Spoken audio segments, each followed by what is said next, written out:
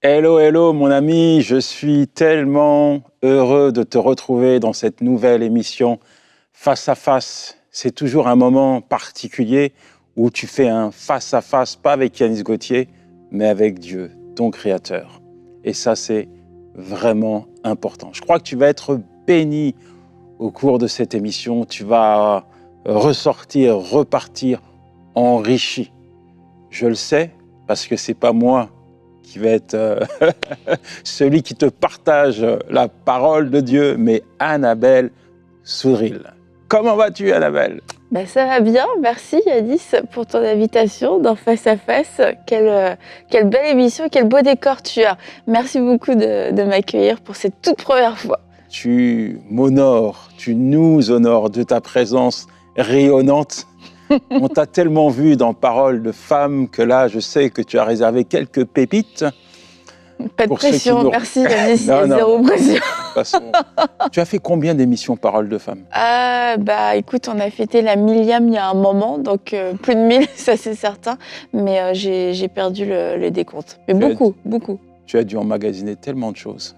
Et tu Emmagasiner, reçu aussi beaucoup de choses. Oui, emmagasiné, reçu avec ces invités que tu as eus. Et puis tu as aussi, ça c'était ma deuxième partie avant que tu me bloques, donné tellement de choses. Tu as enrichi des vies à n'en plus finir. Et moi-même, je suis un téléspectateur, oui madame, de Paroles de femmes. Écoute, si même Yanis nous écoute, je pense que Paroles de femmes a atteint un objectif très élevé. Non, mais beaucoup de personnes regardent Paroles de femmes et tu inspires beaucoup de gens, pas que toi.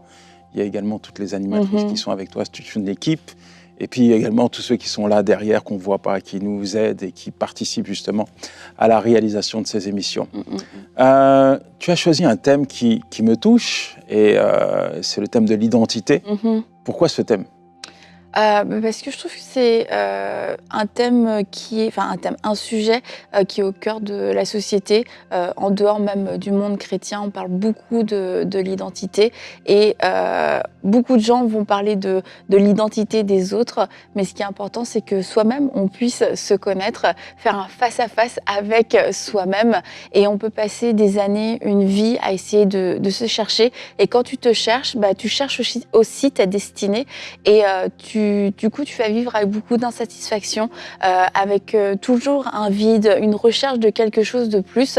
Et souvent, on va le chercher dans des accomplissements, on va le chercher dans un entourage, on va le chercher dans un tas de choses. Mais au final, on a oublié de se dire, mais en fait, c'est parce que je suis pas allée au point de départ. Je suis pas allée au point de départ. Qui suis-je? C'est quoi mon identité? Et à partir de cette identité, Dieu va pouvoir commencer à nous utiliser pleinement, sans qu'on soit à contre-courant de la pensée de Dieu. Donc c'est pour ça que j'ai choisi ce thème. On ne choisit pas des thèmes par hasard. Tu as peut-être une expérience, un vécu qui est lié à cette thématique. Alors, c'est sûr qu'on ne choisit pas des thèmes par hasard. Et moi, c'est un sujet sur lequel le Seigneur m'a parlé il y a déjà plusieurs années, a commencé à me parler. Et à ma grande surprise, alors qu'il a commencé à me révéler des choses sur mon identité, je me suis dit, tu vois, c'est bon, Aïe, c'est bon, Dieu t'a parlé, tu es sa fille bien-aimée, voilà, bon, on avance. Et puis, tu te rends compte que c'est un sujet sur lequel Dieu a beaucoup de choses à dire. C'est comme une rencontre d'un enfant avec son père. Et peut-être des premières années, tu n'es pas conscient forcément de tout, même quand tu es dans le ventre de ta mère, ou tes premières années de vie. Tu as des choses que tu connais pas, des souvenirs que tu n'as pas, un héritage que si on te le dit pas, il y a des choses que tu comprends pas. Et c'est ces temps en fait que tu peux avoir avec Dieu, ton Père, ce cœur à cœur où il t'apprend sur ton identité, il te fait découvrir de plus en plus ton identité, ça devient de plus en plus clair pour toi. Et je crois que c'est quelque chose, faut pas juste avoir une fois cette conversation avec le Seigneur et se dire c'est bon, je sais qui je suis, et puis passer à autre chose. C'est d'avoir En tout cas, peut-être pas tout le temps, mais vraiment fréquemment des temps où on revient vers lui et on lui dit, est-ce que tu as encore quelque chose à me dire? Est-ce qu'il y a quelque chose de mon identité que je dois encore découvrir? Parce que nous-mêmes, on avance, on évolue, on passe par des nouvelles saisons, on mature, on se prend des coups aussi et il y a des choses quelquefois qui ressortent de nous. On se dit, ça vient d'où? C'est quoi? Peut-être que moi, j'ai pas envie d'avancer dans cette direction-là. Et c'est de revenir au Père et pour qu'il puisse quelquefois guérir, quelquefois consolider, rectifier et pouvoir rétablir la vérité de notre identité constamment. Alors, quand tu t'approches de Dieu pour lui dire « Seigneur, qui suis-je » finalement, c'est ça. À quoi tu m'as destiné? Comment tu veux m'utiliser? Tu es qui à ce moment-là?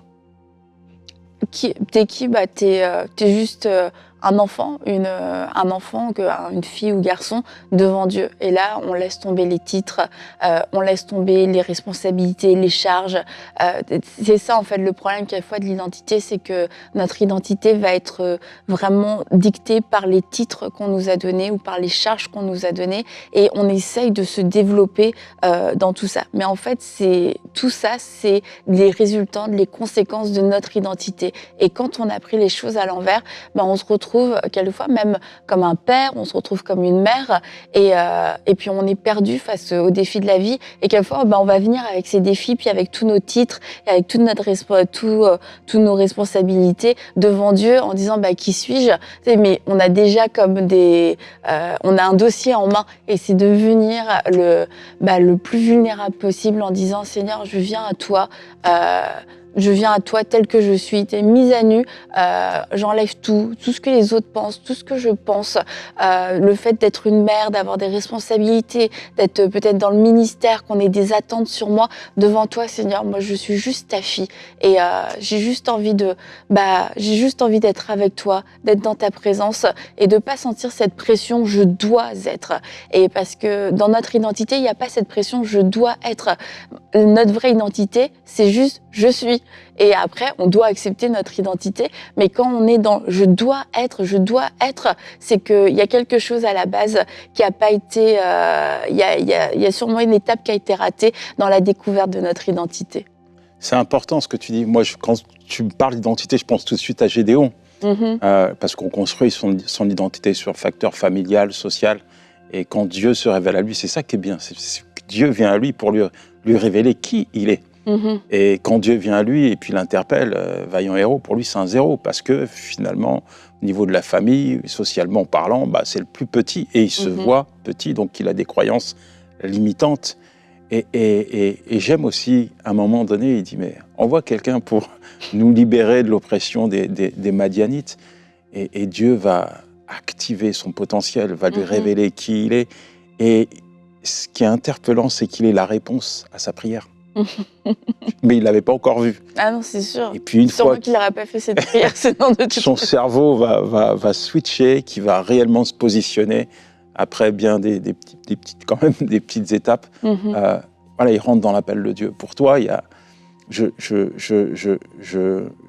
crois que c'est ce que j'aime dire. Bon, peut-être que des moments, tu vas me dire, ah, mais oui, c'est toi qui as enfanté ton enfant. Ta fille, mais le jour de notre naissance, c'est le jour où Dieu nous a créés dans sa pensée. Non, c'est vrai, c'est vrai. Tu es d'accord avec ça? Je suis entièrement d'accord avec ça.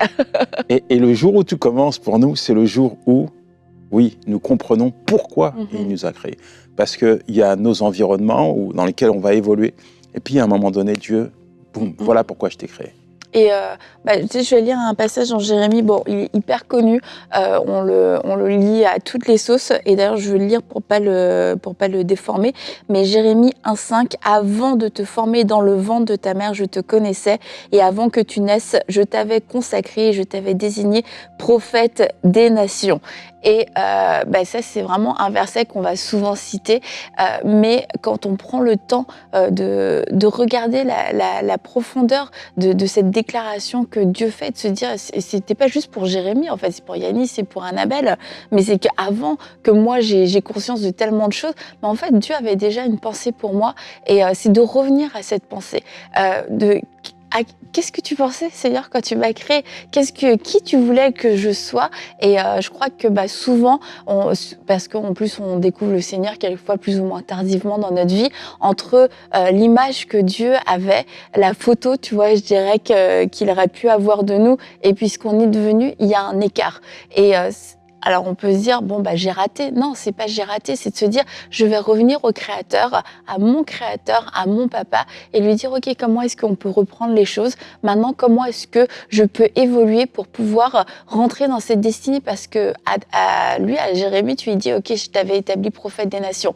Moi, tu m'as établi quoi? Et ça va pas être prophète des nations pour tout le monde, mais tu m'avais établi quoi? Et en fonction de ça, je vais commencer à prendre des décisions, je vais commencer à m'orienter dans tous les choix de ma vie. Et rapidement, tu vois, tu as la parole de Dieu, puis tu as tout de suite ce que répond Jérémie, Seigneur éternel, je ne sais pas parler car je suis trop jeune.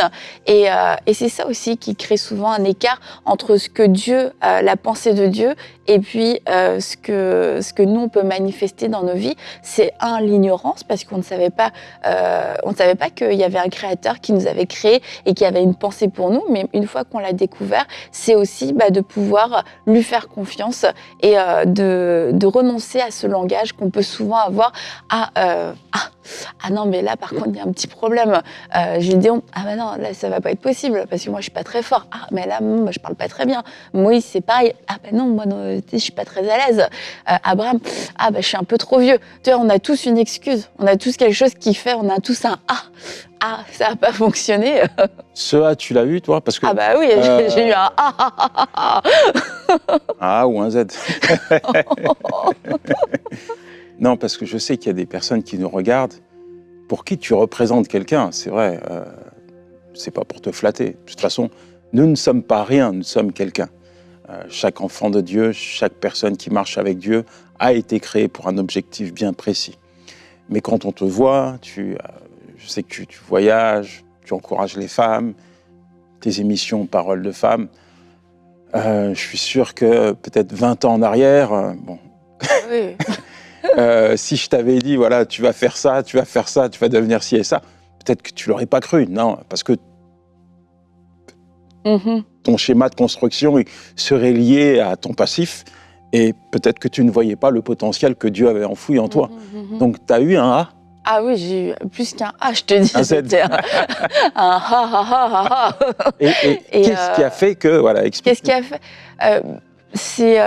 tu sais, c'est pas le fait d'avoir des diplômes, d'être des experts en tellement de choses. C'est bien d'aimer la parole de Dieu puis de connaître la parole de Dieu. Aussi, c'est bien. Mais oui, c'est bien aussi. Mais c'est pas ce qui fait, c'est pas ce qui donne un cœur fidèle et un cœur qui a un désir de faire la volonté de Dieu. Et sincèrement, c'est une des choses que je peux dire de moi, c'est que j'ai aimé Dieu.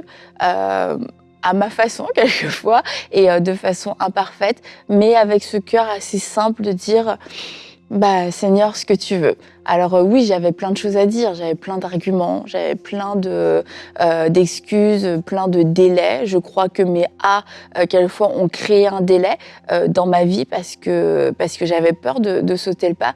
Mais j'ai rarement remis la parole de Dieu en question. Dans le sens, si je savais que Dieu avait parlé, oui, j'ai eu des argumentations, oui, j'ai dit mais pourquoi et ceci et cela, mais dans le fond de mon cœur, il y avait un oui qui était très petit. Et pourquoi aussi il était aussi petit? Parce que quand même, dans tout ça, je me disais peut-être, Seigneur, qu'il y aura une meilleure solution. Tu vois, moi, je vais te dire oui si vraiment tu trouves personne d'autre. Et c'est pas une bonne façon de penser. Mais dans tout ça, c'était quand même, il y avait un petit oui qui était toujours là. Et du coup, avec même un petit oui et beaucoup de peur, je te dirais que Dieu a quand même pu le faire, que Dieu a pu travailler, que Dieu a pu m'utiliser. Et je crois que quelquefois, ça aurait pu être mieux parce que j'avais trop de retenue. Mais je crois que aussi, et c'est peut-être un message d'espoir, c'est que même si ça arrivait que je l'ai fait de façon imparfaite de mon côté, Dieu, dans sa bonté, dans sa fidélité, l'a quand même fait. Et quelquefois, c'est aussi un point où on peut se disqualifier parce qu'on n'a pas un grand oui. Ouais, Seigneur, je me lève et je vais le faire. Et on renonce en fait nous-mêmes. Mais j'avais un petit oui et je me suis levée un petit peu discrètement et puis Dieu l'a fait et puis tu vois il y a des choses qui ont grandi comme l'émission Parole de Femmes, mais l'émission Parole de Femmes, je me suis pas levée un jour en me disant ouais super je vais faire une émission pour les femmes. C'est un petit oui, ça a commencé avec une première émission, avec une deuxième émission que je me suis dit bon au pire si ça marche pas puis on passera à autre chose hein. Puis tu vois Seigneur t'auras vu que tu t'étais trompé et puis ça a continué en fait. Donc je crois que faut oser se laisser utiliser par Dieu, même en ne se sentant pas prête et en ayant beaucoup d'imperfections et de se dire on va compter, c'est vraiment ça, compter sur la grâce de Dieu. C'est pas je vais me préparer pendant 10 ans puis je vais sortir de ma grotte à un moment donné. C'est si tu dis que c'est maintenant qu'on sort de la grotte, je vais sortir tel que je suis, mais tu connais mon état, tu connais mes forces, tu connais là où j'en suis aujourd'hui et c'est ça, compter sur la grâce de Dieu. Comme tu dis, tu commences avec un petit oui. Aujourd'hui, on va dire, sans te jeter des fleurs, tu es rompue à l'exercice. Dis donc, Yanis. Non, tu es rompue à l'exercice d'animatrice, mais on ne peut pas ignorer aussi qu'il y a beaucoup, beaucoup, beaucoup de concessions, de sacrifices, de défis, de combats qui ont été livrés dans le secret. Et à mon avis, tout a commencé le jour où tu as dit oui. Où tu t'es positionné, où tu t'es identifié, où tu as décidé d'oser. Finalement, tu es rentré dans l'inconnu avec Dieu et dans une marche par la foi. Quelle est la vision qui te permet justement et qui t'a permis de traverser toutes ces étapes et qui t'a donné la force finalement d'être aujourd'hui ce que tu es? Moi, je veux juste être trouvée fidèle. Tu vois, je voudrais juste que Dieu me dise ouais, tu as été fidèle, Annabelle. Tu as été fidèle dans ce que je t'ai demandé. Et puis, ce que tu as eu, les talents que tu as eu, tu les as pas enterrés.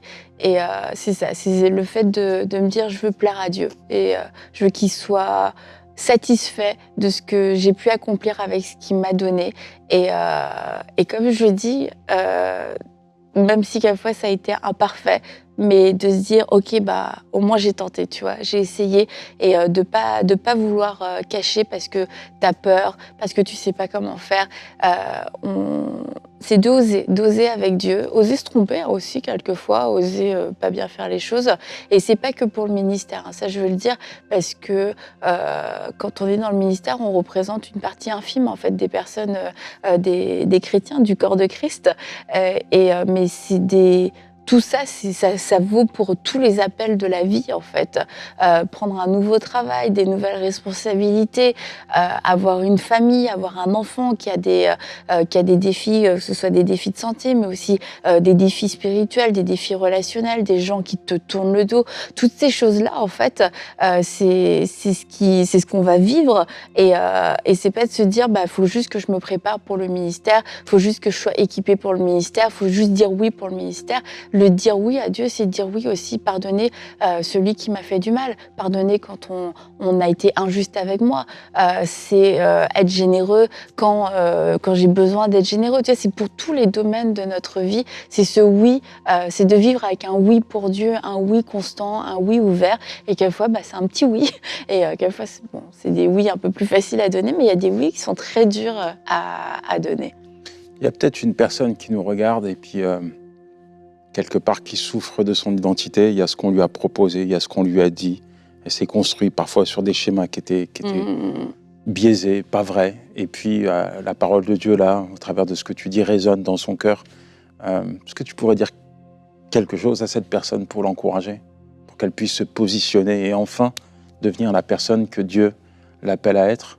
Moi, ce que j'aimerais te dire, c'est d'aller devant Dieu et de lui poser cette simple question, qui suis-je? Et parce qu'en fait, la parole que Dieu va te donner, ça va être une vraie réponse qui va te donner de l'information, mais ça va être une réponse aussi qui va te montrer qui tu es pour lui dans ses yeux et tu vas expérimenter l'amour de Dieu. Au moment où il va te le dire, peu importe ce qu'il va te dire en fait, c'est que tu vas expérimenter l'amour de Dieu et tu vas te sentir exister à ses yeux, tu vas te sentir être légitime dans ta vie, être légitime de pouvoir avoir une destinée que oui, Dieu a pensé à toi, que tu n'as pas été oublié, que c'était pas juste pour le voisin ou la voisine et que toi, ta vie c'était juste de survivre. Et dans ce simple temps que tu vas avoir avec lui, non seulement il va te dire, il va te donner un mot, il va te donner une phrase, mais si toute cette transmission d'amour que tu vas pouvoir recevoir, ce regard de fierté que le Père va poser sur toi, qui va te faire relever la tête et qui va te faire comprendre que oui, il y a quelque chose pour toi et te donner aussi la force de renoncer à toutes les étiquettes qu'on a pu mettre sur toi, de renoncer à toutes les fausses identités que toi-même tu as voulu prendre parce que tu as voulu te chercher, tu t'es dit ce serait bien que je sois comme ci, ce serait bien que je sois comme ça pour plaire à un tel ou à un tel, et de pouvoir se dire ok, j'ai pas besoin de ça parce que ça n'a jamais été moi, ça m'a toujours poussé dans la mauvaise direction avec les mauvaises personnes, y compris dans des relations amoureuses avec des personnes qui étaient toxiques, et ça va te donner la force de te dire je peux renoncer à toutes ces fausses identités parce que je vais pas me retrouver sans rien, parce que je vais avoir ma vraie identité. Et à partir de cette vraie identité, tu vas commencer à comprendre ta valeur et tu vas savoir dire non aux personnes à qui il faut dire non, aux choix auxquels il faut dire non, et tu vas commencer à avoir le courage de dire oui, oui à des choix supérieurs, oui à des choix où tu te disais je peux pas dire oui parce que je me sens pas concernée ou parce que j'en suis pas digne. Mais la Bible nous dit que Dieu nous a aimés le premier. Il t'a aimé en premier avant que tu fasses quoi que ce soit de bien ou de mal, et cet amour est toujours disponible. Et tu sais, c'est un peu, Yanis, comme quand tu rentres dans un grand magasin, c'est très luxueux où tout coûte cher et t'as pas les moyens de t'acheter quoi que ce soit. En fait, t'oses même pas rentrer dans le magasin et les vendeurs vont te regarder un peu comme Madame, qu'est-ce que vous faites ici? C'est pas dans ta catégorie. Et en fait, dans le regard de Dieu, l'amour de Dieu et le plan que Dieu a pour nous, on peut avoir cette réticence. On peut se sentir comme j'ai pas le droit d'y rentrer. Mais en fait, Dieu nous a purifiés, il nous a donné un vêtement blanc et on a été rétablis à ses yeux à cause de Jésus-Christ. Et on a accès à cet amour, on a accès à ses plans et on n'a pas besoin de se cacher, on n'a pas besoin de prouver à qui que ce soit. C'est moi en fait qui dois l'accepter. J'ai le droit d'y entrer. J'ai le droit d'entrer dans ce magasin où il y a les plus belles choses et il y a personne qui va pouvoir me mettre à la porte. Personne ne peut me juger parce que bien souvent, c'est nous aussi qui nous condamnons et qui nous empêchons de le vivre. Alors c'est vrai que dans ces magasins-là, on va être mal regardé et on peut être mis à la porte, mais c'est pas le cas dans le royaume de Dieu. C'est pas l'accueil qu'on a dans le royaume de Dieu. Dieu nous accepte tel qu'on est et dans la condition dans laquelle il est et dans laquelle on est. Et c'est lui qui fait le travail, c'est lui qui nous purifie, c'est lui qui nous sanctifie et on est digne à cause de Jésus-Christ. Et je dois pas avoir cette peur d'être refoulé, cette peur d'être rejeté et de dire oui au plan de Dieu en se disant mais peut-être que je vais être disqualifiée parce que ce que Dieu a décrété alors que j'étais encore dans le sein de ma mère est encore valable aujourd'hui. Puisque tu parles de création, vient le mot potentiel. Il y a le potentiel qu'on va acquérir au travers des études, tu le disais tout à l'heure. Et puis tu as soulevé aussi le fait, mais tout ça c'est bien, mais il y a Dieu. Je pense que quand Dieu nous crée, il nous donne un potentiel pour accomplir son objectif, sa vision. Ça, tu l'as activé. Le jour où tu as compris qui tu étais, le jour où tu as décidé d'oser et de te laisser faire par Dieu, tu as vu Dieu libérer ce potentiel. Peut-être qu'il était latent, tu ne l'avais pas encore utilisé. Tu utilisais ton potentiel intellectuel pour un travail, pour avoir, je ne sais pas, un poste ou autre. Mais dès que tu es rentré dans le plan de Dieu, il y a des défis nouveaux qui sont arrivés. Le MCI, ça a forcément libéré un potentiel qui était là. Et c'est important aussi que les gens comprennent qu'ils ont un potentiel qui a été placé par Dieu et qui doivent l'activer, ce potentiel. Et tu vois, moi, quand j'entendais activer son potentiel, pour moi, je pensais à des gens qui étaient à la limite d'être des génies. Tu vois, je me sentais pas du tout concernée par le fait d'activer un quelconque potentiel en moi. Je me dis, mais en fait, on a tous ce potentiel en nous. Et une fois, j'ai entendu un message et c'était une prédicatrice. Et elle disait, tu sais, quelquefois, tu fais des choses et tu sens que tu es en train de faire exactement la chose que tu dois faire. Et elle dit, en fait, c'est à ce moment-là que tu es en train d'activer ton potentiel. Je dis, ah, mais en fait, j'ai du potentiel, c'est ça le potentiel. Et c'est de se dire, le potentiel, c'est pas du génie, c'est une capacité qu'on a en nous. C'est pas du génie dans le sens où c'est pas quelque chose forcément qui va nous donner un prix Nobel, mais c'est cette force, cette capacité de faire quelque chose d'une façon supérieure et dans lequel on va avoir peut-être une aisance, on va avoir une aisance que les autres n'ont pas, mais ce potentiel doit être non seulement activé, mais doit être nourri. Et il n'y a personne qui est né sans potentiel. Et il y a par contre beaucoup de choses qui font partie du potentiel divin, parce que Dieu est un Dieu très divers et un Dieu très varié. Et il y a des choses qui ne sont pas reconnues quelquefois par les autres comme étant un potentiel. Mais avoir une certaine sensibilité émotionnelle, c'est un potentiel d'empathie pour pouvoir s'arrêter avec quelqu'un qui souffre. Maintenant, avoir un potentiel au niveau des finances ou de l'économie pour pouvoir comprendre des schémas et puis établir un plan économique pour un pays pour les 5 prochaines années, c'est aussi un potentiel. Mais c'est de se dire, la société valorise beaucoup de potentiel et encore une fois, si je m'arrête à ce que les gens qualifient comme potentiel, je risque de jamais découvrir le mien et de jamais me dire c'est ça mon potentiel. Mon potentiel, c'est pouvoir m'asseoir avec quelqu'un et de pouvoir l'écouter pendant 5, 10, 15, 20 minutes, là où tout le monde veut partir, là où tout le monde veut terminer la discussion.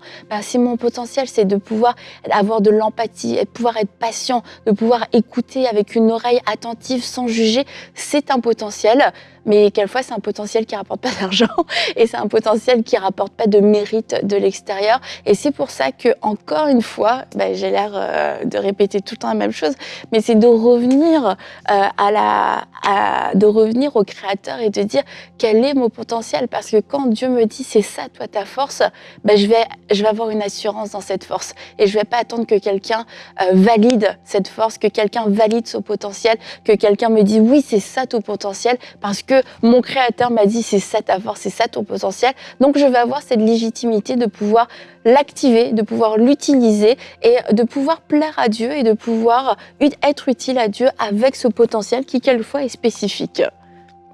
Quand on a un don, il faut avoir du talent pour s'en servir. Comme tu dis, il faut... C'est compliqué finalement. Non, mais ça se cultive. Maradona n'est pas devenu Maradona du jour au lendemain, même s'il est né avec un ballon dans les pieds. Comme c'est bien que tu précises avec un ballon, parce que là, je te reviens Maradona. Excuse-moi. Mais il a fallu qu'il travaille, et c'est pareil. Et il nous faut, bien sûr, aller dans la parole de Dieu, cultiver, développer, enrichir notre relation. Et puis aussi, il y a des choses que Dieu nous apprend. Quand Dieu dit à Gédéon, vaillant héros, je suis avec toi, c'est pas pour rien. Dieu est là, est présent, il va l'accompagner, et il va lui permettre d'entrer dans son histoire, comme il le fait pour toi, comme il le fait pour tant d'autres, et comme il le fait également pour toi. La première étape, c'est identifie-toi. Tu es un chrétien, un enfant de Dieu, doté d'un potentiel exceptionnellement divin. Et Dieu ne t'appelle jamais en vain, jamais pour rien. Il veut écrire quelque chose maintenant dans ta vie. Alors merci. T'as un petit mot de la fin quand même? Un petit mot de la fin, merci beaucoup Yanis. Pour moi. Et je vous encourage à tenir ferme sur votre identité et à accepter avec foi et avec courage le mandat, la mission que Dieu vous a confiée. Pas seulement pour vous, mais parce que c'est une réponse aussi dans la société, dans la génération dans laquelle on vit. Et on ne veut pas repartir de cette terre en ayant des regrets de ne pas avoir été assez courageux pour croire dans les promesses de Dieu, parce qu'au final, c'est lui qui l'accomplit à travers nous. Donc on n'a pas tant que ça finalement à risquer, parce qu'on lui a déjà donné toute notre vie. Alors autant qu'il puisse en disposer pleinement pour qu'elle puisse porter du fruit.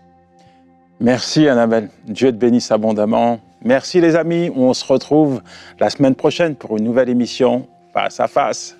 Ciao.